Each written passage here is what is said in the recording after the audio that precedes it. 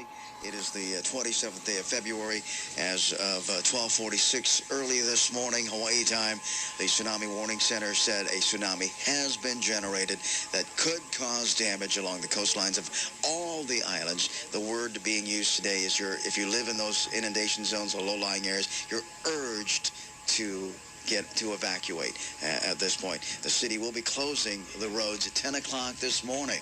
10 o'clock this morning, the roads in and out of the inundation zones will be closed. So if you decide to stay, you're going to be there for a couple of hours. Now one of the roads that we're going to check on, we actually have a call right now into the police department, and we should have confirmation on this, but we're going to check on the road going into Lanikai, because someone asked if, in fact, the road going into Lanikai would be closed at 10 a.m. right at the bridge there going into Lanikai because of the inundation in the coastal zone. So we're going to double check that and get that to you in as brief and as fast as we can get that confirmed. But right now the word is, Lanikai residents, you need to get your stuff in, out, or whatever, because at 10 o'clock your road is scheduled to be closed. All right? Now, we're going to go back to our telephone, and joining us online is Sharon Higa. Sharon, thanks for joining us on our Salem News Radio Network. Good morning. Sharon, of course, is a, I'm trying to read the note handed to me here. You're the senior communications consultant specialist. I'm sorry, Shannon. I got so many notes in front of me. Don't worry about it. Okay, Shannon. So Sharon, please share your piece of information with the Salem News Network, please. Well, but Hawaiian Electric is aware of the potential tsunami and potential impact. So we have had our Sharon, I'm gonna stop you for just 30 seconds there. Sure. Of course, because I want to make sure our audience hears this, because I had one button open there and I was getting a little bit of echo. Of course. I'm sorry. No, that's me. That's me, not you. So Sharon Higa, of course, is with our friends from Hawaiian Electric Company. Sharon, why don't you give us that update? Just very quickly, Hawaiian Electric is aware of the potential tsunami and has alerted our construction and maintenance and substation crews and developing or determining the staging locations to prepare for any potential damage to this electric system.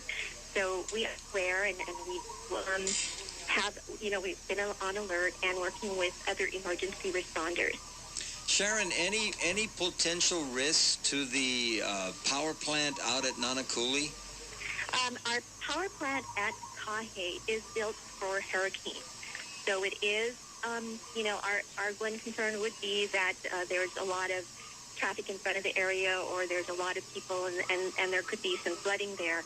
But again, it is built for hurricane. We've secured the facility, moved most of our people, already are on higher ground at that area. So the concerns for the employee safety has been addressed, and we just wait to see what happens.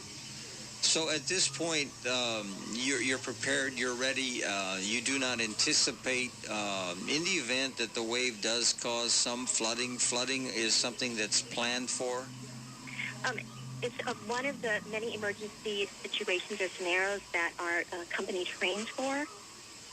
And any concerns with the downtown plant? Honolulu Power Plant is somewhat, it's somewhat of a concern, but it is not a critical one for us. I think the main one would be out at Kahe. The other plant, Waiau, is protected by Pearl Harbor. And again, our main concern is for the safety of the employees and moving. Most of our equipment and facilities are already on higher ground.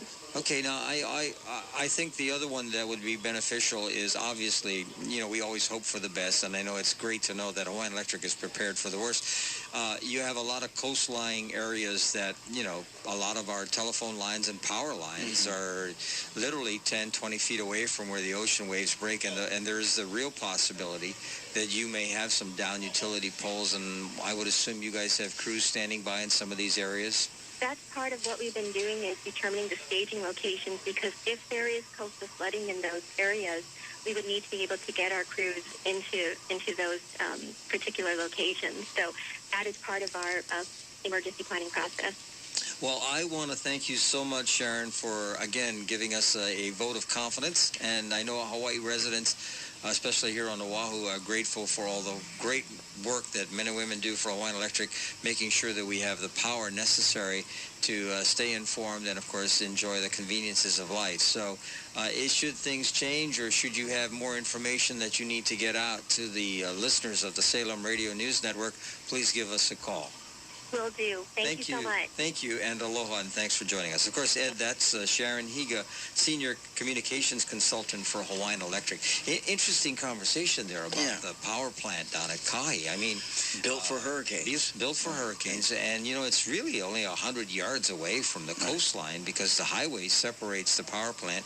But, you know, they're also aware of the potential problems that could result right in the harbor here in Honolulu, you know, because of the power plant downtown, of course, right at the bottom, right there by Aloha Tower Marketplace. So